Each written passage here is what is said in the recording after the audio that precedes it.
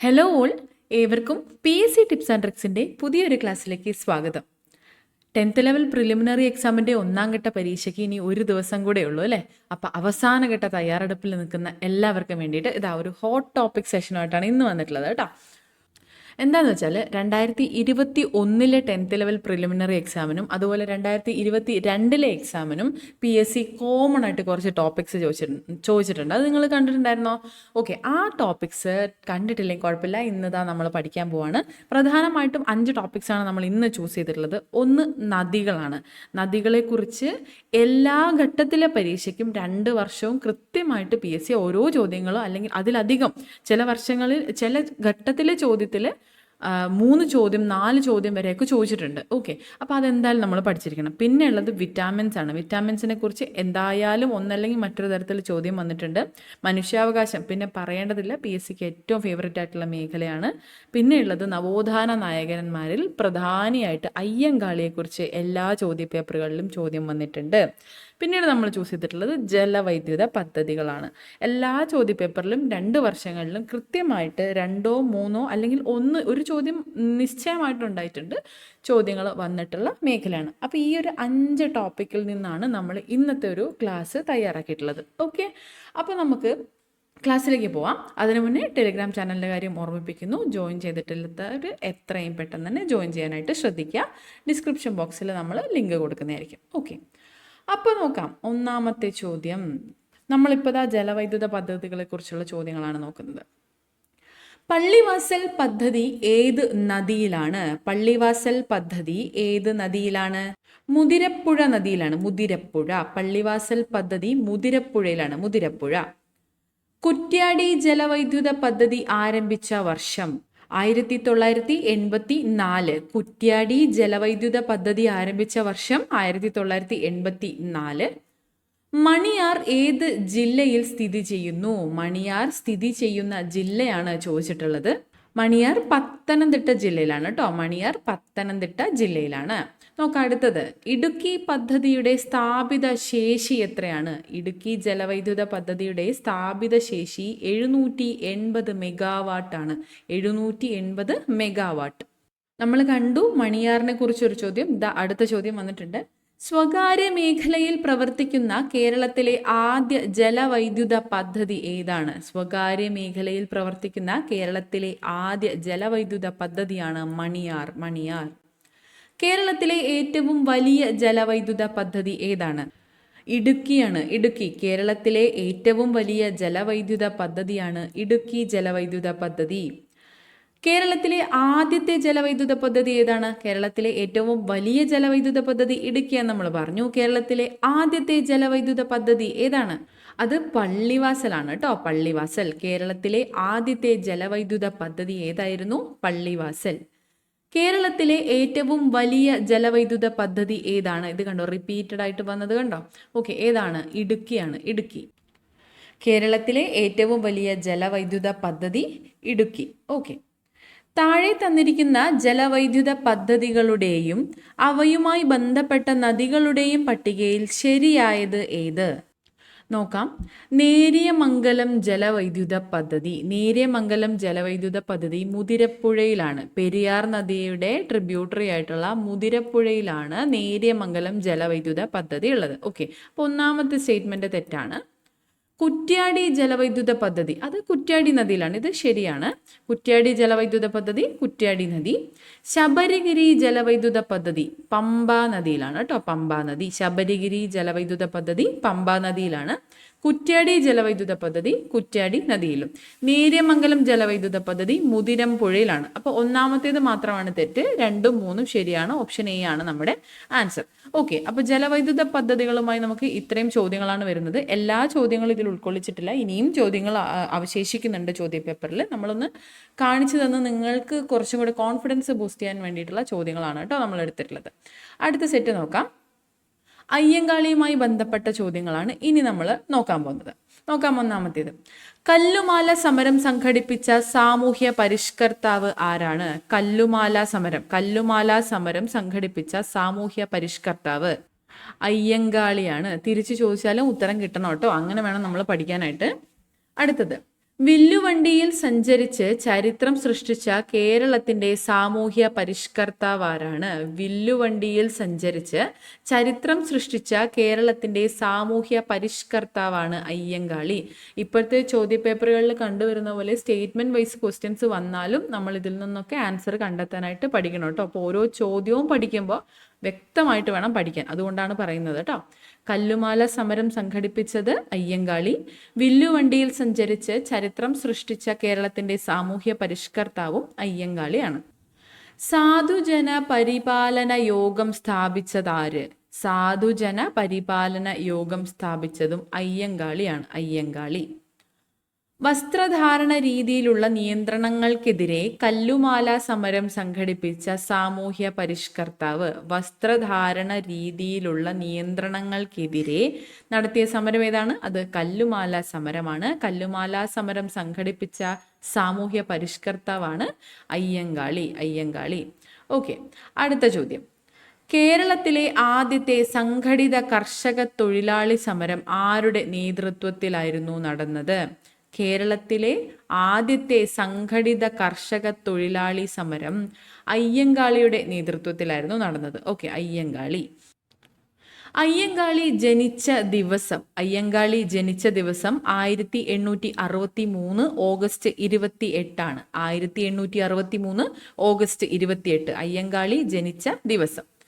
1909 അയ്യങ്കാളി കേരളത്തിലെ ആദ്യത്തെ കർഷക സമരം സംഘടിപ്പിച്ചത് എവിടെയാണ്? നോക്കിക്കേ, ചോദ്യം വന്നത് കണ്ടോ? കേരളത്തിലെ ആദ്യത്തെ സംഘടിത കർഷക തൊഴിലാളി സമരം ആരുടെ നേതൃത്വത്തിലായിരുന്നു? അയ്യങ്കാളി. 1909 അയ്യങ്കാളി കേരളത്തിലെ ആദ്യത്തെ കർഷക സമരം സംഘടിപ്പിച്ചത് എവിടെയാണ്? വെങ്ങാനൂരിലാണ് കേട്ടോ. വെങ്ങാനൂർ. 1909 അയ്യങ്കാളി കേരളത്തിലെ ആദ്യത്തെ കർഷക സമരം സംഘടിപ്പിച്ചത് വെങ്ങാനൂരിലാണ്. ഓക്കെ, അപ്പോൾ അയ്യങ്കാളിയുമായി നോക്കിക്കുക, ഇത്രയും ചോദ്യങ്ങളും വന്നിട്ടുണ്ട്. അടുത്ത സെറ്റ് നോക്കാം നമുക്ക്. മനുഷ്യാവകാശമാണ് അടുത്ത സെറ്റ്. ഓക്കെ, ഇന്ത്യയിൽ മനുഷ്യാവകാശ സംരക്ഷണ നിയമം നിലവിൽ വന്ന വർഷം. ഇന്ത്യയിൽ മനുഷ്യാവകാശ സംരക്ഷണ നിയമം നിലവിൽ വന്നത് 1993 1993. സംസ്ഥാന മനുഷ്യാവകാശ കമ്മീഷൻ ചെയർമാനെയും അംഗങ്ങളെയും നിയമിക്കുന്നത്. ക്വസ്റ്റ്യൻ ശ്രദ്ധിക്കണേ. സംസ്ഥാന മനുഷ്യാവകാശ കമ്മീഷൻ ചെയർമാനെയും അംഗങ്ങളെയും നിയമിക്കുന്നത് ആരാണ്? ഗവർണറാണ്. ഗവർണർ. താഴെ പറയുന്നവരിൽ ദേശീയ മനുഷ്യാവകാശ കമ്മീഷനിൽ എക്സ് ഒഫീഷ്യോ മെമ്പർ അല്ലാത്തത് ആരാണ്? താഴെ പറയുന്നവരിൽ ദേശീയ മനുഷ്യാവകാശ കമ്മീഷനിൽ എക്സ് ഒഫീഷ്യോ മെമ്പർ അല്ലാത്തത് കേന്ദ്ര നിയമകാര്യ വകുപ്പ് മന്ത്രിയാണ്. കേന്ദ്ര നിയമകാര്യ വകുപ്പ് മന്ത്രി ദേശീയ മനുഷ്യാവകാശ കമ്മീഷനിൽ എക്സ് ഒഫീഷ്യോ മെമ്പർ അല്ല. ഓക്കെ, സംസ്ഥാന മനുഷ്യാവകാശ കമ്മീഷൻ അംഗങ്ങളെ ശുപാർശ ചെയ്യുന്ന കമ്മിറ്റിയുടെ ചെയർമാൻ ആരാണ്? സംസ്ഥാന മനുഷ്യാവകാശ കമ്മീഷൻ അംഗങ്ങളെ ശുപാർശ ചെയ്യുന്ന കമ്മിറ്റിയുടെ ചെയർമാൻ മുഖ്യമന്ത്രിയാണ്. മുഖ്യമന്ത്രി. ഓക്കെ, ദേശീയ മനുഷ്യാവകാശ കമ്മീഷണറെയും മെമ്പർമാരെയും സ്ഥാനത്ത് നിന്നും നീക്കം ചെയ്യാൻ അധികാരമുള്ളത് ആർക്ക്? ദേശീയ മനുഷ്യാവകാശ കമ്മീഷണറെയും മെമ്പർമാരെയും സ്ഥാനത്ത് നിന്നും നീക്കം ചെയ്യാൻ അധികാരമുള്ളത് രാഷ്ട്രപതിക്കാണ്. രാഷ്ട്രപതിക്ക്. ദേശീയ മനുഷ്യാവകാശ കമ്മീഷണറെയും മെമ്പർമാരെയും സ്ഥാനത്ത് നിന്നും നീക്കം ചെയ്യാൻ അധികാരമുള്ളത് രാഷ്ട്രപതിക്കാണ്. ദേശീയ മനുഷ്യാവകാശ കമ്മീഷന്റെ ആസ്ഥാനം. ദേശീയ മനുഷ്യാവകാശ കമ്മീഷന്റെ ആസ്ഥാനം എവിടെയാണ്? ന്യൂഡൽഹിയാണ്. മാനവ അധികാർ ഭവൻ, ന്യൂഡൽഹി. ദേശീയ മനുഷ്യാവകാശ കമ്മീഷന്റെ ആസ്ഥാനം ന്യൂഡൽഹി. ദേശീയ മനുഷ്യാവകാശ കമ്മീഷൻ സ്ഥാപിതമായത്. ദേശീയ മനുഷ്യാവകാശ കമ്മീഷൻ സ്ഥാപിതമായത് 1993 ഒക്ടോബർ 12 1993 ഒക്ടോബർ 12 ദേശീയ മനുഷ്യാവകാശ കമ്മീഷൻ സ്ഥാപിതമായത്. ഓക്കെ, അടുത്ത ചോദ്യം. ദേശീയ മനുഷ്യാവകാശ കമ്മീഷണറെയും മെമ്പർമാരെയും ശുപാർശ ചെയ്യുന്ന കമ്മിറ്റിയുടെ ചെയർമാൻ ആരാണ്? ദേശീയ മനുഷ്യാവകാശ കമ്മീഷനാണ്. ഇതിവിടെ നമ്മളോട് സംസ്ഥാന മനുഷ്യാവകാശ കമ്മീഷൻ അംഗങ്ങളെ ശുപാർശ ചെയ്യുന്ന കമ്മിറ്റിയുടെ ചെയർമാൻ ആരാന്ന് ചോദിച്ചിട്ടുണ്ട് ഓൾറെഡി. ശ്രദ്ധിച്ച് മാർക്ക് ചെയ്യാം. സംസ്ഥാന മനുഷ്യാവകാശ കമ്മീഷൻ അംഗങ്ങളെ ശുപാർശ ചെയ്യുന്ന കമ്മിറ്റിയുടെ ചെയർമാൻ മുഖ്യമന്ത്രിയാണ്, മുഖ്യമന്ത്രി. അപ്പോൾ നോക്കൂ, ഇവിടെ ദേശീയ മനുഷ്യാവകാശ കമ്മീഷണറെയും മെമ്പർമാരെയും ശുപാർശ ചെയ്യുന്ന കമ്മിറ്റിയുടെ ചെയർമാൻ ആരാണ്? പ്രധാനമന്ത്രിയാണ്, പ്രധാനമന്ത്രി. ദേശീയ മനുഷ്യാവകാശ കമ്മീഷൻ ചെയർമാന്റെയും മെമ്പർമാരുടെയും കാലാവധി എത്രയാണ്? ദേശീയ മനുഷ്യാവകാശ കമ്മീഷൻ ചെയർമാന്റെയും മെമ്പർമാരുടെയും കാലാവധി 3 വർഷം അല്ലെങ്കിൽ 70 വയസ്സാണ്. 3 വർഷം അല്ലെങ്കിൽ 70 വയസ്സ്. 3 വർഷം അല്ലെങ്കിൽ 70 വയസ്സാണ് ദേശീയ മനുഷ്യാവകാശ കമ്മീഷൻ ചെയർമാന്റെയും മെമ്പർമാരുടെയും കാലാവധി. ഓക്കെ. ദേശീയ മനുഷ്യാവകാശ കമ്മീഷൻ വാർഷിക റിപ്പോർട്ടുകൾ സമർപ്പിക്കുന്നത് ആർക്കാണ്? ദേശീയ മനുഷ്യാവകാശ കമ്മീഷൻ വാർഷിക റിപ്പോർട്ടുകൾ സമർപ്പിക്കുന്നത് കേന്ദ്ര സർക്കാരിനാണ്, കേന്ദ്ര സർക്കാരിന്. ദേശീയ മനുഷ്യാവകാശ കമ്മീഷൻ വാർഷിക റിപ്പോർട്ടുകൾ സമർപ്പിക്കുന്നത് കേന്ദ്ര സർക്കാരിനാണ്. ഓക്കെ. ദേശീയ മനുഷ്യാവകാശ കമ്മീഷണറെയും മെമ്പർമാരെയും നിയമിക്കുന്നത് ആരാണ്? ദേശീയ മനുഷ്യാവകാശ കമ്മീഷണറെയും മെമ്പർമാരെയും നിയമിക്കുന്നത് രാഷ്ട്രപതിയാണ്, രാഷ്ട്രപതി. ദേശീയ മനുഷ്യാവകാശ കമ്മീഷണറും മെമ്പർമാരും രാജിക്കത്ത് നൽകേണ്ടത് ആർക്ക്? ദേശീയ മനുഷ്യാവകാശ കമ്മീഷണറും മെമ്പർമാരും രാജിക്കത്ത് നൽകേണ്ടതും രാഷ്ട്രപതിക്ക് തന്നെയാണ്, രാഷ്ട്രപതിക്ക്. ഇന്ത്യയിൽ മനുഷ്യാവകാശ സംരക്ഷണ നിയമം നിലവിൽ വന്നതെന്ന്? ഇന്ത്യയിൽ മനുഷ്യാവകാശ സംരക്ഷണ നിയമം നിലവിൽ വന്നത് 1993 സെപ്റ്റംബർ 28-നാണ്. ഇന്ത്യയിൽ മനുഷ്യാവകാശ സംരക്ഷണ നിയമമാണ് കേട്ടോ. മനുഷ്യാവകാശ സംരക്ഷണ നിയമം നിലവിൽ വന്നത് 1993 സെപ്റ്റംബർ 28-നാണ്.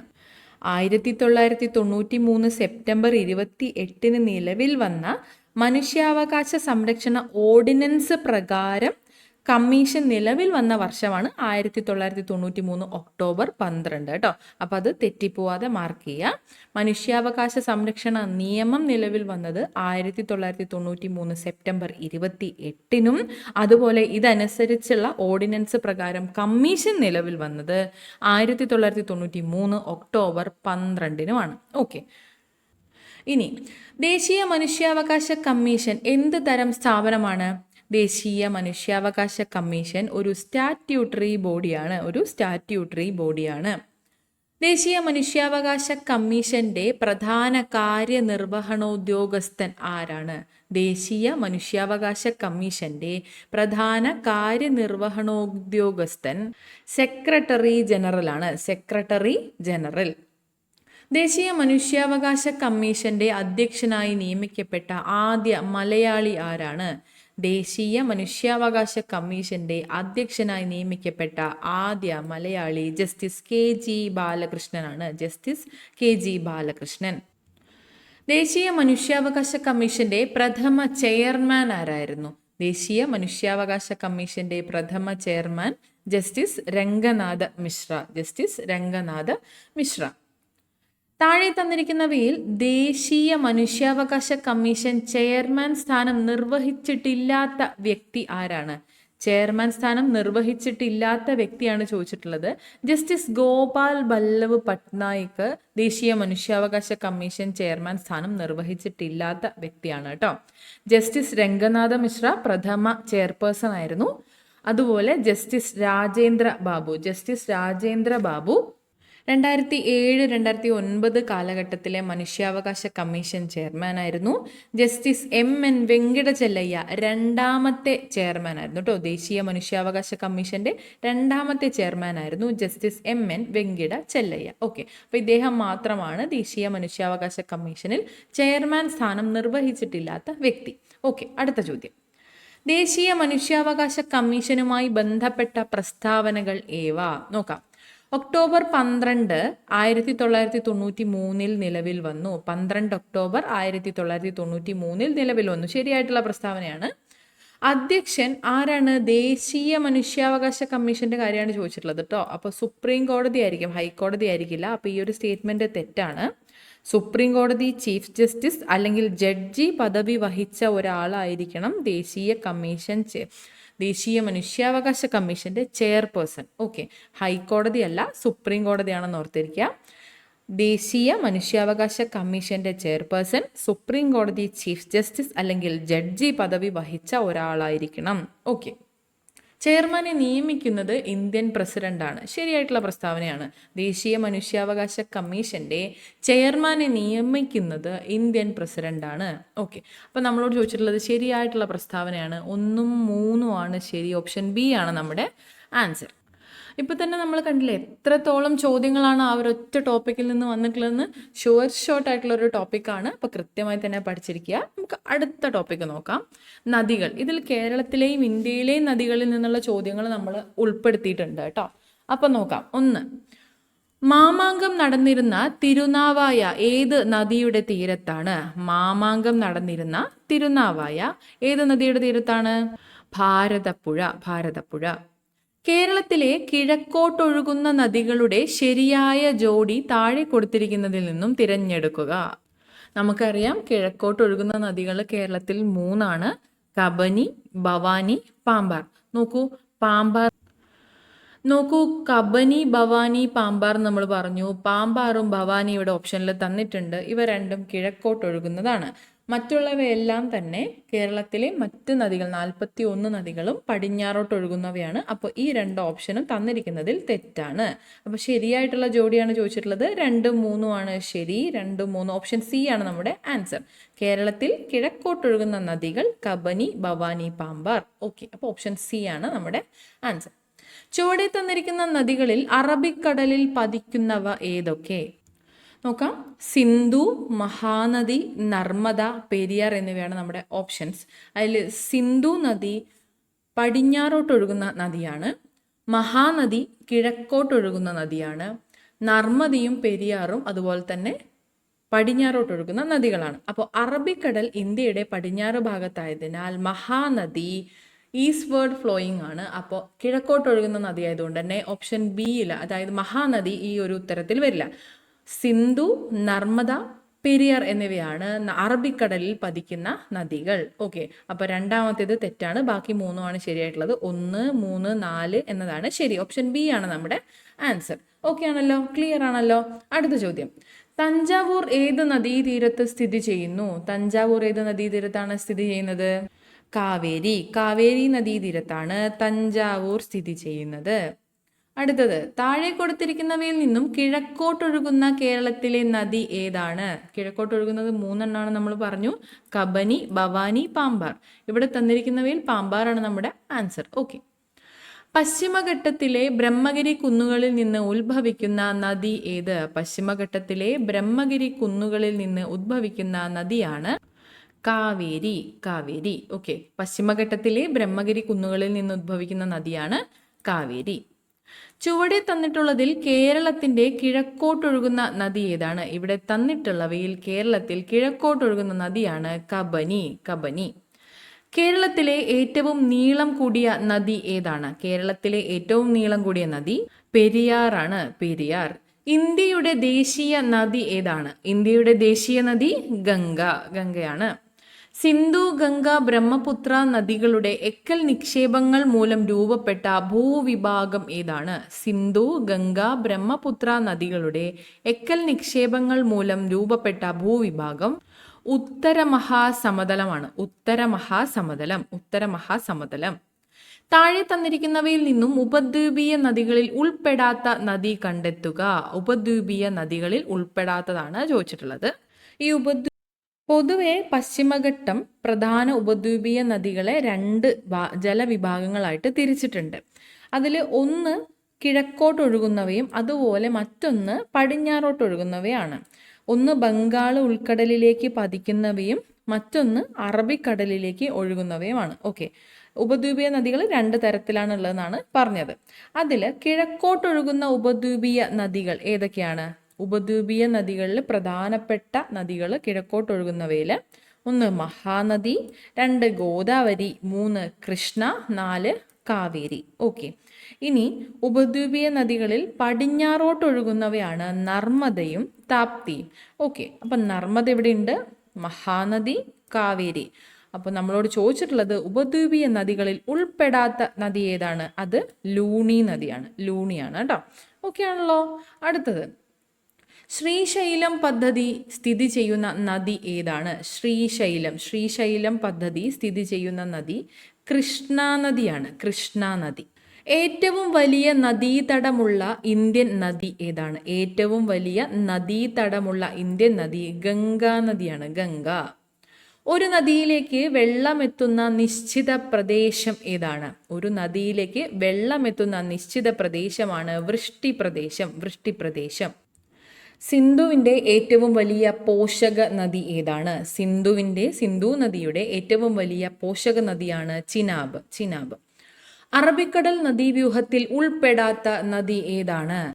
നർമ്മദ അറബിക്കടലിലാണ് പതിക്കുന്നത്. പെരിയാറും സിന്ധുവും പടിഞ്ഞാറ് സൈഡിലേക്ക് തന്നെയാണ് ഒഴുകുന്നത്. മഹാനദി മാത്രമാണ് ഇതിൽ തന്നിട്ടുള്ളവയിൽ കിഴക്കോട്ട് ഒഴുകുന്നത്. അപ്പോൾ അറബിക്കടൽ നദീവ്യൂഹത്തിൽ ഉൾപ്പെടാത്ത നദി മഹാനദിയാണ്. മഹാനദി.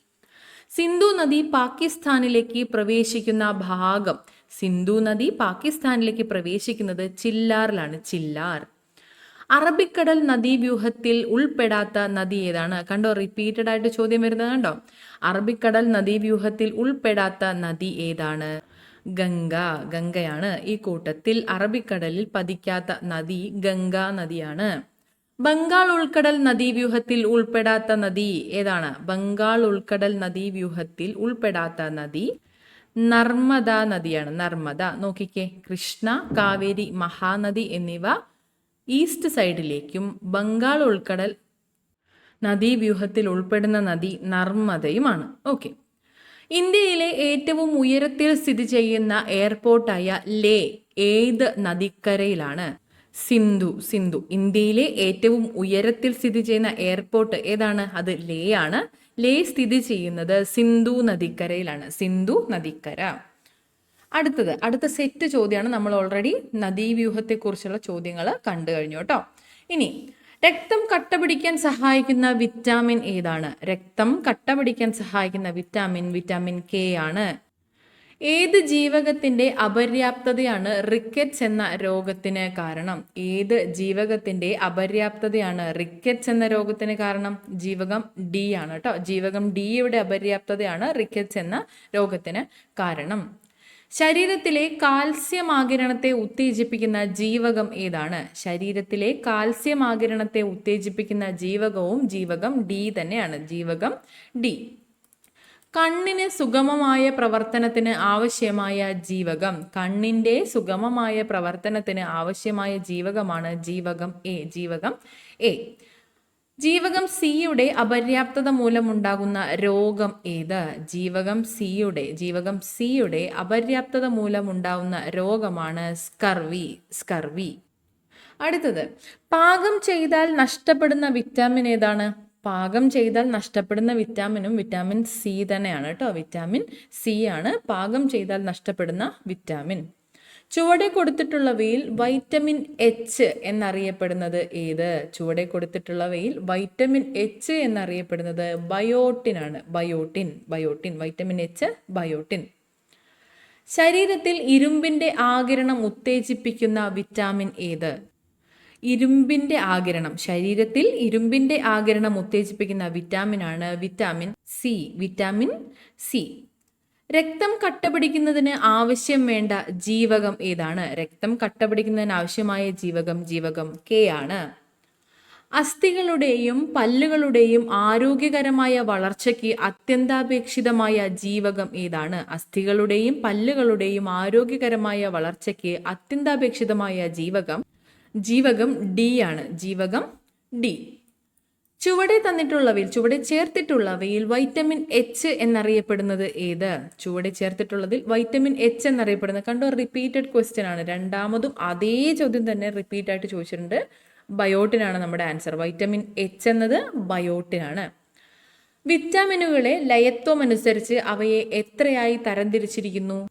വിറ്റാമിനുകളെ ലയത്വമനുസരിച്ച് വെള്ളത്തിൽ ലയിക്കുന്നവ, കൊഴുപ്പിൽ ലയിക്കുന്നവ എന്നിങ്ങനെ രണ്ടായിട്ടാണ് തരംതിരിച്ചിട്ടുള്ളത്. ഓക്കെ, വിറ്റാമിനുകളെ രണ്ടായിട്ടാണ് ലയത്വമനുസരിച്ച് തരംതിരിച്ചിട്ടുള്ളത്. ഓക്കെ, അപ്പോൾ ഇത്രയും ചോദ്യങ്ങൾ നമ്മൾ കണ്ടു. PSC ആൻസർ തന്നിട്ടുള്ള ചോദ്യങ്ങളാണ് നമ്മൾ നോക്കിയിട്ടുള്ളത്. ഇനിയും ചോദ്യങ്ങളുണ്ട്. അപ്പോൾ ഇത്രയും ഇമ്പോർട്ടൻസ് ആണ് ഈ ഒരു ചോദ്യപേപ്പറിന് ഉള്ളത് എന്ന് നിങ്ങൾക്ക് മനസ്സിലാവാൻ വേണ്ടിയാണ് നമ്മൾ ഹോട്ട് ടോപ്പിക്സ് ചെയ്യുന്നത്. അപ്പോൾ ഈ ഹോട്ട് ടോപ്പിക്സ് തന്നത് എന്തായാലും കൃത്യമായി പഠിച്ചിരിക്കുക കേട്ടോ. അത്രയും ഇമ്പോർട്ടൻ്റ് ആയിട്ടുള്ള ടോപ്പിക്സ് ആണ് ഇപ്പോൾ നമ്മൾ ചെയ്തിട്ടുള്ളത്. നമുക്ക് ഇനി വരുന്ന പരീക്ഷയ്ക്ക് ഇവ സഹായകമായിരിക്കും, ഉപകാരപ്പെടുന്നതായിരിക്കും. കൃത്യമായി ശരിയായിട്ടുള്ള ഉത്തരം ശ്രദ്ധിച്ച് പഠിക്കുക കേട്ടോ. ഓക്കെ, അപ്പോൾ പരീക്ഷയ്ക്ക് പോകുന്ന എല്ലാവർക്കും all the best and thank you so much.